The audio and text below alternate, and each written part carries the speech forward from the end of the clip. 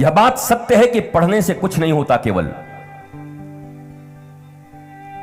लेकिन बिना पढ़े भी कुछ नहीं होता। लेकिन पढ़ने से ही सब कुछ होता है, यह भी नहीं होता। हमारे यहां अतिवाद है।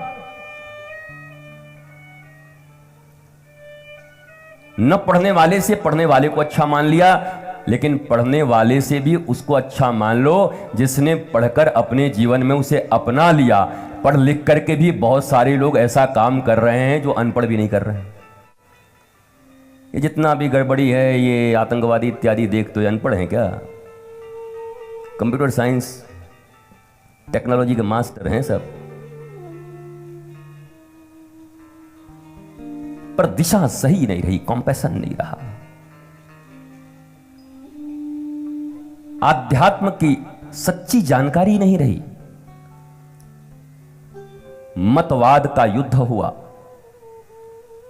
पर आध्यात्म विहीन, और इस कारण से आज पृथ्वी खतरे में, भारत भी खतरे में। 2500 वर्षों में भारत के 25 टुकड़े हुए, और इन्हें 170 सालों में 6 टुकड़े हुए।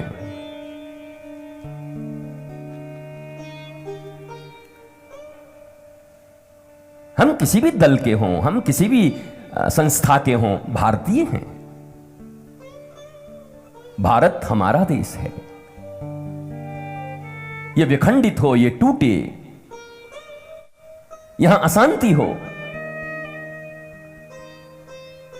तो उस आग की लपटों से तुम्हारे परिवार भी नहीं बचेंगे। इसलिए जब भारत की बात आती है तो हम सब एक हैं। भारत की विश्व गुरुता अर्थात भारत का ज्ञान, केवल धन नहीं। अयोध्या और लंका में अगर बराबरी करोगे तो लंका ज्यादा समृद्ध था धन के मामले में। अयोध्या में केवल एक भवन थी जिसका नाम था कनक भवन। जब जानकी जी ब्याह के आई तो कैकेयी जी ने उनको मुंह दिखाई में दिया था। पूरे अयोध्या में एक भवन था, कनक भवन, सोने का भवन। पर लंका में स्वीपर का घर भी सोने का ही था, कॉमोड भी सोने के थे, gold, everywhere gold gold gold gold gold, pure gold. तो अयोध्या और लंका में अगर समृद्ध ढूंढोगे इकोनॉमी के रूप से, तो लंका बहुत आगे था अयोध्या से। पर राजा गड़बड़ हुआ, वहां के सिद्धांत और उद्देश्य गलत हुए। कनक भवन आज भी विराजमान है, और 500 वर्षों के बाद पुनः प्रभु श्री राम का वो भव्य और दिव्य मंदिर बन करके चारों तरफ विश्व में लहरा रहा है। लोग दर्शन करने के लिए जा रहे हैं, पर लंका का ठिकाना नहीं है। उस लंका का केवल इकोनॉमी से डेवलपमेंट होता है, किसने कहा? और हम कोई मोह माया छोड़ने के लिए कह नहीं रहे, और मोह माया कोई पैसे को नहीं कहते। मोह माया से दूर रहो, बाबा जी खुद मोह माया में पड़े हैं। What do you mean by मोह माया? मोह माया का क्या अर्थ होता है? वही बाप बड़ा ना भैया, सबसे बड़ा रुपया, बस। मोह क्या, आसक्ति क्या, माया क्या? क्या कभी तुमने पढ़ा है स्वयं? इसके पुस्तक, इसके शास्त्र मिले तुम्हें? कहीं ट्यूशन लिया, अपने बच्चे को कराया? बहुत सारे माता पिता को तो यह भी पता नहीं कि बच्चा क्या पढ़ता है। ट्यूशन अच्छा लगा देना, ये कर देना, तू 5-5 ट्यूशन पढ़, 5 कोचिंग कर, तेरे को ये करना है, तेरे को वो करना है, तेरे को वो करना है। वो क्या करेगा बेचारा? डिप्रेशन में होके घूम रहा है।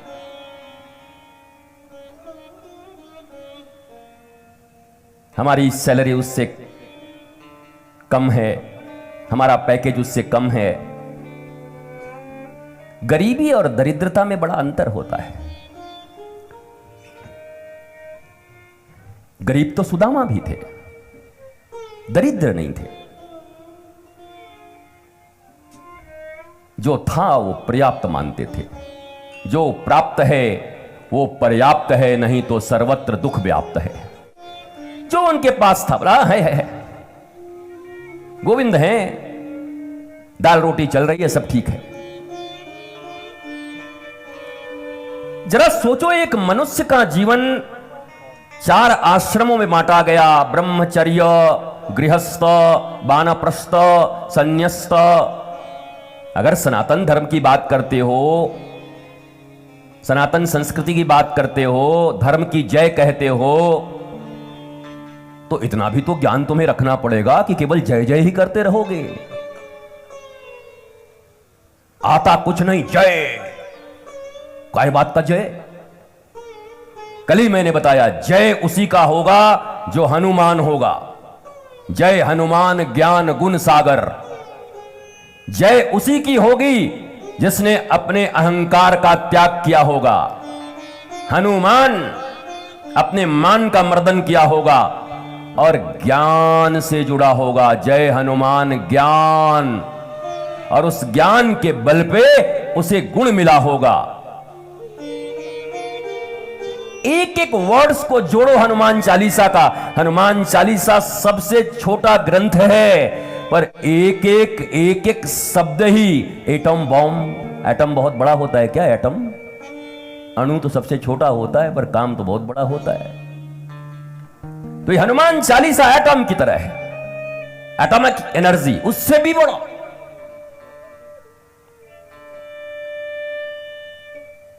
पढ़ना तो बचपन स्कूल का काम है। जब बच्चा छोटा होता है तो किड जी में जाता है, बचपन स्कूल में जाता है, वहां पर उसे बस ऐसे एप्पल दिखाई जाते हैं, एप्पल, मिट्टी के पैरट, ये सब दिखाए जाते हैं, उसको सिखाए जाते हैं। हनुमान चालीसा हनुमान जी का शब्द विग्रह है। मैंने पहले कहा, कोई पीतल का, कोई सोने का, कोई अष्टधातु का, कोई काष्ठ का, कोई मिट्टी का, बहुत सारी विग्रह बनते हैं, मूर्तियां बनती है। तो हनुमान जी का शब्द विग्रह कौन सा है? बोला हनुमान चालीसा उनका शब्द विग्रह है। साक्षात हनुमान जी हनुमान चालीसा के रूप में। सुंदर कांड में साक्षात हनुमान जी है।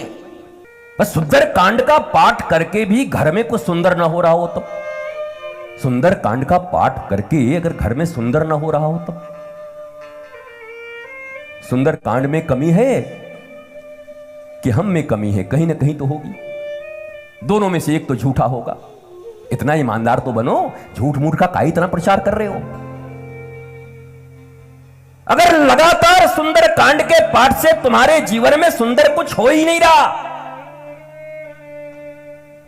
तुम असुंदर स्थिति में पड़े हुए हो, कठिनाइयों में पड़े हुए हो, हाय हाय कर रहे हो, असंतुष्ट हो, तो दोनों में से कोई तो गड़बड़ है।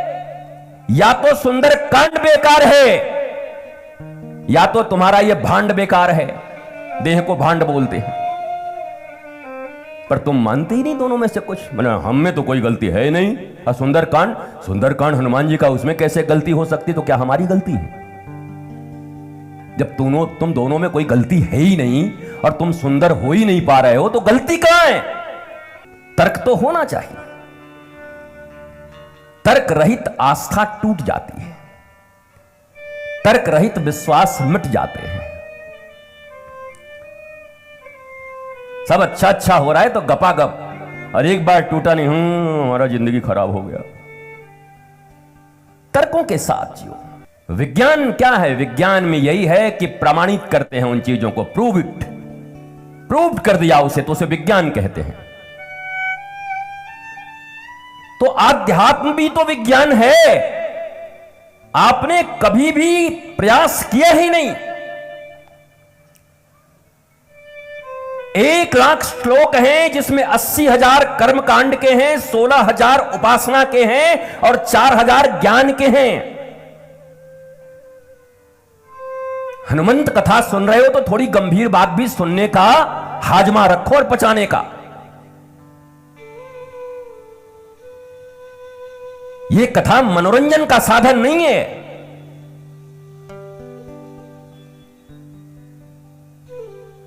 ये जो बहुत हल्के फुल्के मनोरंजन है उसके लिए कथा नहीं बनाई गई। यह अध्यात्म नहीं है।